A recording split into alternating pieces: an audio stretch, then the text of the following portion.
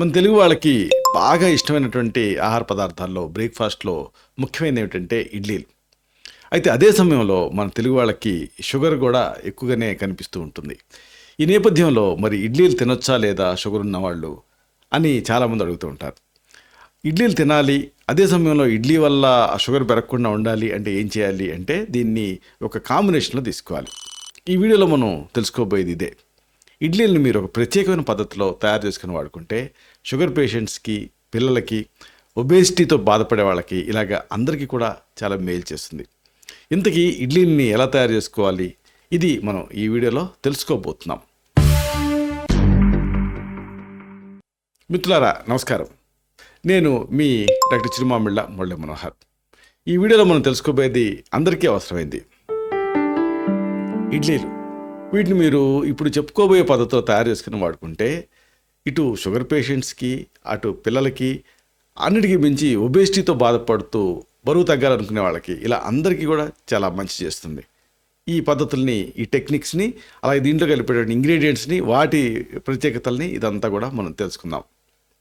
చూడండి, ఉదయాన్నే బ్రేక్ఫాస్ట్, అది కూడా హెల్దీ బ్రేక్ఫాస్ట్ చేయాలనుకున్న వాళ్ళు ముందుగా ఏం ప్రిఫర్ చేస్తారంటే ఇడ్లీ. మామూలుగా ఏదైనా వ్యాధి నుంచి కోలుకునే వాళ్ళకి ఆ సర్జరీ తర్వాత కూడా ఈ ఇడ్లీనే ఎప్పుడు కూడా మనం ప్రిస్క్రైబ్ చేస్తూ ఉంటాం కదా. ఆవిరి మీద ఉడికించేటువంటి ఇడ్లీలు నిజానికి చాలామందికి ఇష్టం. ఉదయాన్నే వేడివేడిగా ఫ్లఫీగా ఆ ఇడ్లీ, అలాగే దాంతోపాటు చట్నీ, అంటే అల్లం చట్నీ కానీ, కొబ్బరి చట్నీ కానీ, లేదా సాంబార్ కానీ ఇలాంటివి తినడానికి చాలామంది ప్రిఫర్ చేస్తూ ఉంటారు. వీటిని ఇడ్లీ తయారు చేయడానికి ప్రత్యేకత ఏంటంటే నూనె వాడరు. నూనె ఉండదు కాబట్టి అంతగా ఇది హెల్దీ కింద చెప్తూ ఉంటాం. కాబట్టి డైటింగ్ ఏదైనా చేసేవాళ్ళు వాళ్ళు కూడా ఇడ్లీ తినడానికి ప్రిఫర్ చేస్తూ ఉంటారు. ఒక రకంగా చెప్పాలంటే ఈ బ్రేక్ఫాస్ట్లో హెల్దీ ఈ బ్రేక్ఫాస్ట్ అంటే ఏమిటి అంటే ఈ టాప్ 5లో ఇడ్లీ అనేది ముందు ఉంటుంది ప్రపంచవ్యాప్తంగా కూడా.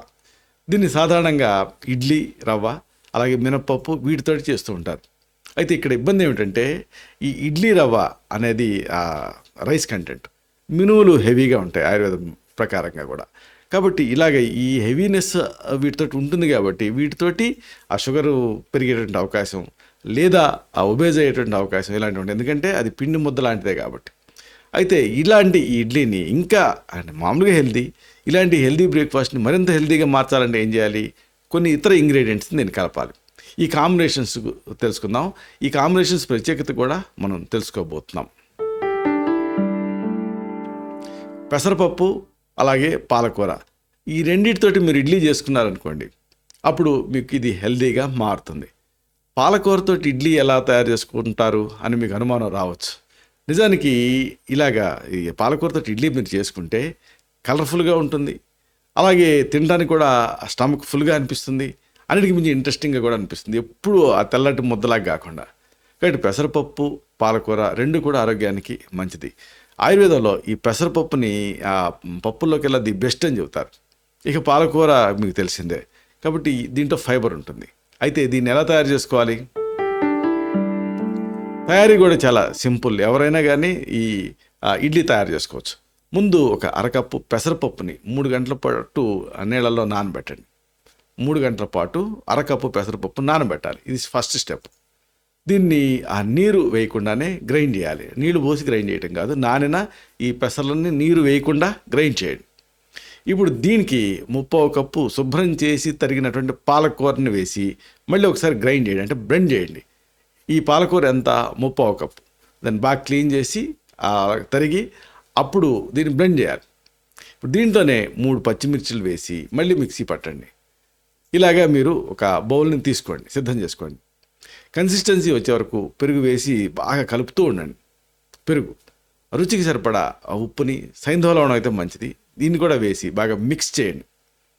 దీన్ని ఇడ్లీ ప్లేట్లో వేసే ముందు మీకు తినే సోడా ఉంటుంది కదా, మనం వంటలలో వీటిలో వాడుతూ ఉంటాం, ఆ తినే సోడా వేసి అప్పుడు ఇడ్లీలు వేయండి. అప్పుడు ఏమవుద్ది? ఉబ్బుతాయి, ఫ్లఫీగా తయారవుతాయి. ఇడ్లీలు వేసే ముందు ప్లేట్స్కి కొద్దిగా నూనె రాయండి. దీంతో ఇడ్లీలు ఈజీగా వస్తాయి తర్వాత ఉడికిన తర్వాత.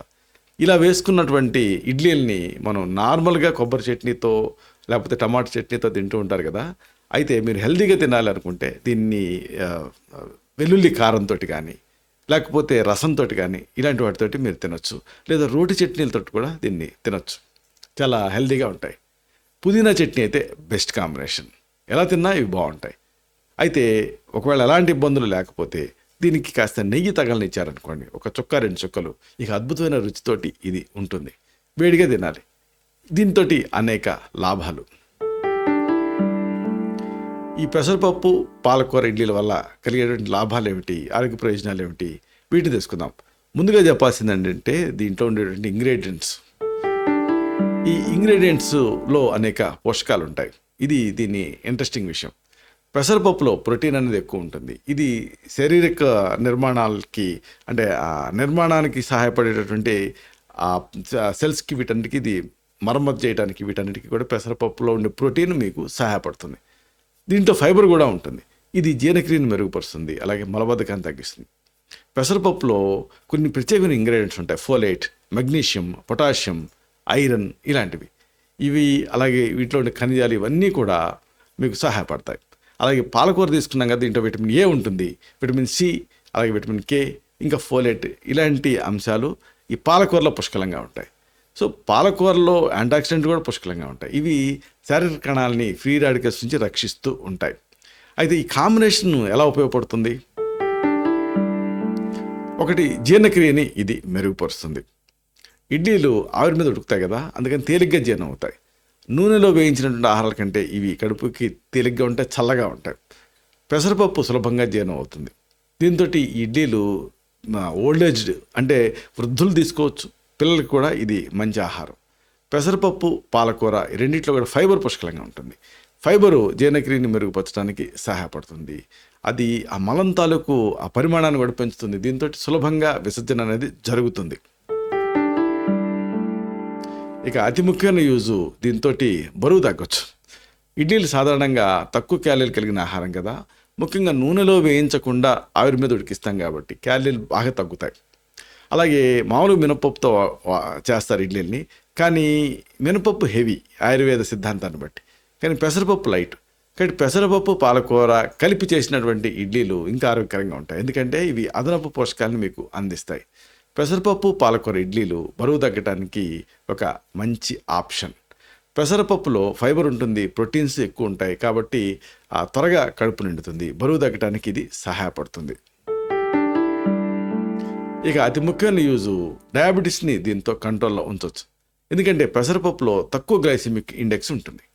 తక్కువ గ్లైసిమిక్ ఇండెక్స్ ఉండేవి ఏవైనా సరే డయాబెటీస్ని బాగా కంట్రోల్ చేస్తాయి.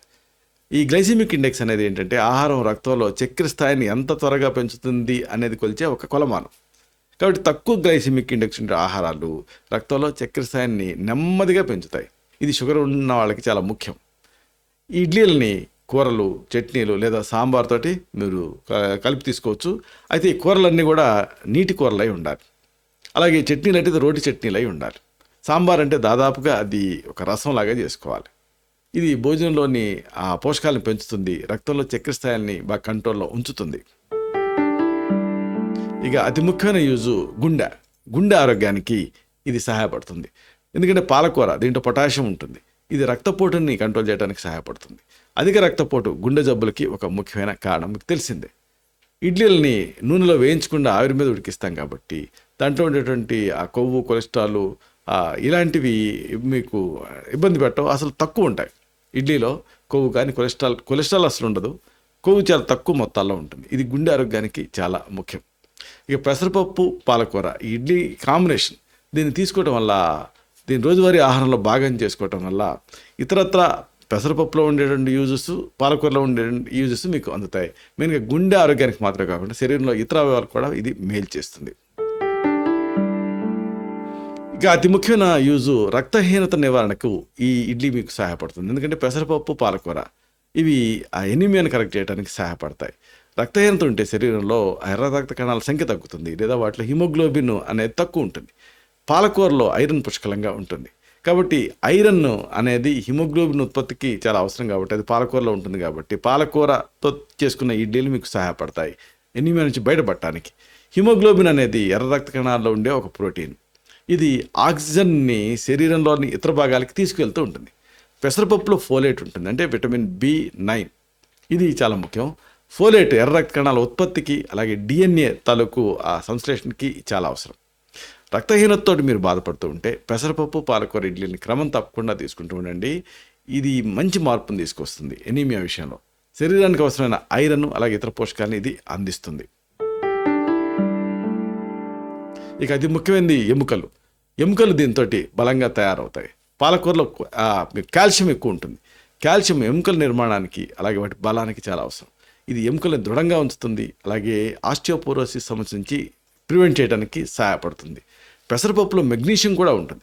మెగ్నీషియం కాల్షియం శోషణకి అలాగే ఎముకల ఆరోగ్యానికి అవసరం. ఇది ఎముకల నిర్మాణానికి అలాగే వాటి బలానికి కూడా సహాయపడుతుంది.